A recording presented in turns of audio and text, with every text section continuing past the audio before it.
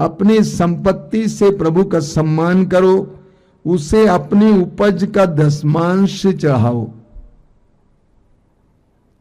वचन कहता है अपनी संपत्ति से प्रभु का सम्मान करो, उसे अपनी उपज का दशमांश चढ़ाओ।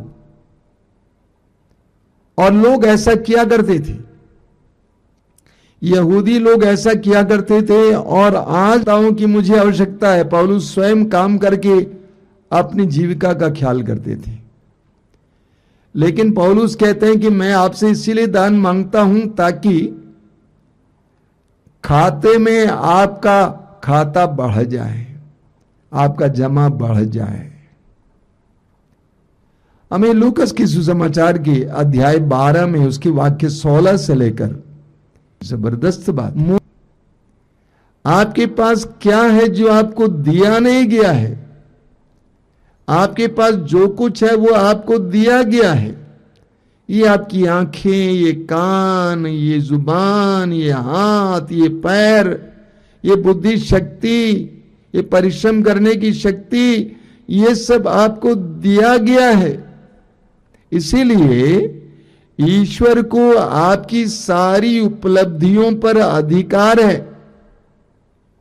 बाइबल हमें सिखाती है कि हमें अपनी कमाई में से, अपने सब कुछ में से 1/10वां हिस्सा ईश्वर को देना चाहिए। दशमांश जिसे कहते हैं। अपनी कमाई में से, अपने समय में से, सब कुछ में से 1/10वां हिस्सा ईश्वर को देना चाहिए। साथ में हम पढ़ते हैं जो प्रसन्नता से प्रभु को देता है, प्रभु उस पर खुश होता है।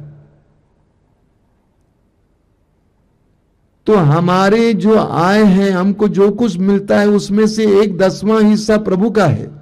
अब आप पूछेंगे मुझसे किसको दिया जाए? आप जिसको चाहे दें। जहां पे प्रभु का कार्य होता है वहां पे दे दें,